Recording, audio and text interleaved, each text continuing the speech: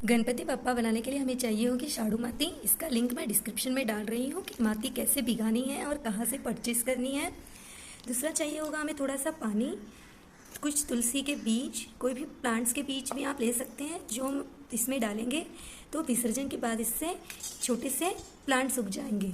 और एक बड़ा सा फुट्टा, कुछ शेपिंग टूल्स भी चाहिए होंगे। सबसे पहले गणपति बप्पा से प्रार्थना कीजिए कि वो हमारे हाथों में कला दे और हम बहुत ही सुंदर मूर्ति बना सकें। तो स्टार्ट करते हैं। पहले एक गत्ता लेना है एज अ बेस।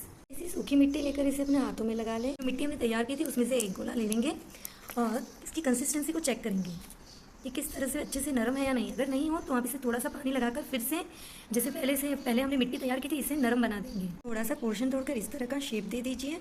मैं इसे 4 शेप बनाऊंगी। कहते हैं माता पार्वती जी ने गणपति जी को खुद बनाया था। शिव जी को तो पता भी नहीं था कि उनके बेटे हैं गणपति बापा। इस तरह से हम एक स्क्वायर शेप जिसे आपका बेस होगा ऐसा बना देंगे। इस तरह से ब्लॉक्स बनाकर इन्हें भी मिट्टी डालकर भरना स्टार्ट कर देंगे। छोटे छोटे गोले बनाकर इसे अच्छे से भरते जाएंगे। ध्यान रहे इन्हें हमें पूरा भरना है अच्छे से। अच्छा, मिट्टी डालकर इसके बीच की पोर्शन को अच्छी तरह से भर देंगे।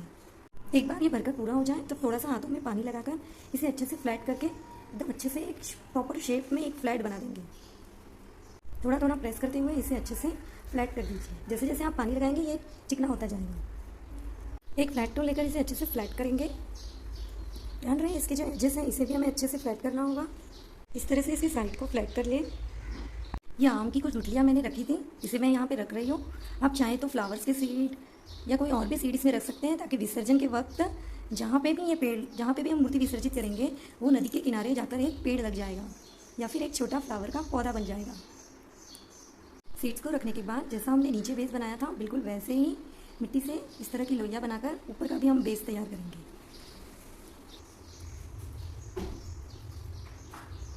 अब थोड़ी थोड़ी मिट्टी डालकर इन गैप्स को फिल कर देंगे। सारे गैप्स को अच्छे से मिट्टी भर के फिल कर दें। थोड़ा पानी लगाकर और शेपिंग टूल की हेल्प से इसे फ्लैट कर देंगे। इस तरह से 2 पार्ट बनाएंगे। अब मैं जैसे दिखा रही हूँ वैसा एक राउंड बनाकर हम गणपति जी का धड़ बनाएंगे। देखते जाइए, बस इस तरह से हमें एक शेप देना है। फिर हम गणपति जी के पैर बनाएंगे। ये होगा एक पैर और एक और गोला बनाकर लंबा लंबा बेलना है और उसे इस तरह से लगा देना है। थोड़ा थोड़ा हाथों में पानी लेकर लगाते रहें तो ये चिपकता जाएगा। अब एक राउंड बनाकर इसे गणपति जी की गादी का तकिया बना देंगे। फिर यहाँ पे मैं एक और दूसरा पैर लगा रही हूँ। जैसा शेप में बनाते जा रही हूँ आपको भी बस वैसा ही शेप बनाना होगा। थोड़ी सी और मिट्टी लगाकर थोड़ा धड़ को बड़ा बना देंगे। फिर हम छोटा सा एक राउंड लगाकर गणपति बप्पा का पेट बनाएंगे। मिट्टी को थोड़ा थोड़ा हाथों को गीला करके लगाएं ताकि मिट्टी अच्छे से इसमें चिपक जाएगी।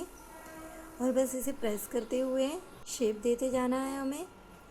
पानी लगाकर इसे थोड़ा चिकना कर दें। कुछ इस तरह से हम उनका चेस्ट बनाएंगे। पार्वती माता ने गणपति जी को अपने कक्ष की रखवाली करने के लिए कहा था और जब शिव जी आए तो गणपति जी ने उन्हें रोक दिया कि वो उन्हें कक्ष में जाने नहीं देंगे। और शिव जी को तो आ गया क्रोध कि आप मुझे कक्ष में क्यों नहीं जाने दे रहे हो। और दोनों के बीच लड़ाई शुरू हो गई। शिव जी ने अपना त्रिशूल उठाकर गणपति जी का सर धड़ से अलग कर दिया। जब पार्वती माता को ये बात पता चली तो उन्हें बहुत गुस्सा आया। उन्होंने तो रूठ कर माँ काली का रूप धर लिया।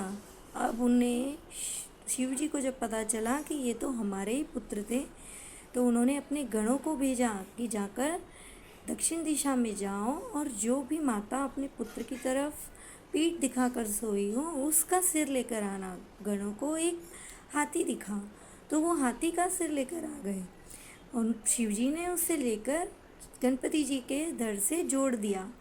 अब पार्वती माता फिर भी नाराज़ थी कि घर में सभी के पुत्र तो मनुष्यों के रूप में हैं और मेरे पुत्र का तो सिर गजानन बन गया है।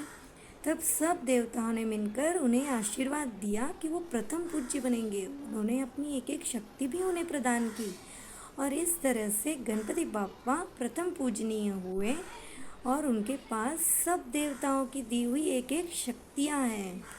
अब जाकर पार्वती माता संतुष्ट हो गई और इस तरह से आए हमारे प्यारे से गजानन। देखिए इस तरह से आपको शेप देते हुए गणपति जी का मुख बनाना होगा। इस तरह से दोनों हाथों से प्रेस करते हुए उनकी आँखों के लिए हमें जगह रखनी होगी और धीरे धीरे पानी लगाकर इसे हम चिकना बनाते रहेंगे बीच बीच में। अब हम गणपति बप्पा के कान बनाएंगे। तो एक छोटा सा शेप देकर कान के जैसा, हाथी के कान होते हैं ना, बस वैसे ही बड़े बड़े से कान हैं गणपति जी के, और वही हम बना रहे हैं। अब दूसरा वाला कान भी मैं इस तरह से लगा दूंगी। थोड़ा सा पानी लगाकर इसे चिपका दें और थोड़ा सा हाथों से, हल्के हाथों से प्रेस करना है हमें। और इस तरह से गणपति बप्पा के कान बन गए। अब हम उनकी सूंड बनाएंगे। इस तरह से कुछ प्रेस करते हुए हम गणपति बप्पा की सूंड बना देंगे।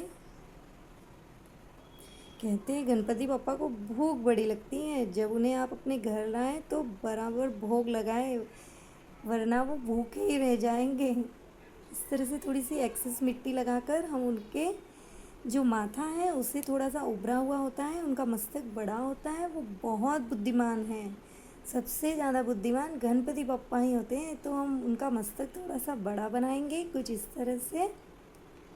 थोड़ी सी मिट्टी लगाकर इसे बड़ा कर दें। छोटे छोटे गोले बनाकर हम गणपति बप्पा के पैर की उंगलियां बनाएंगे।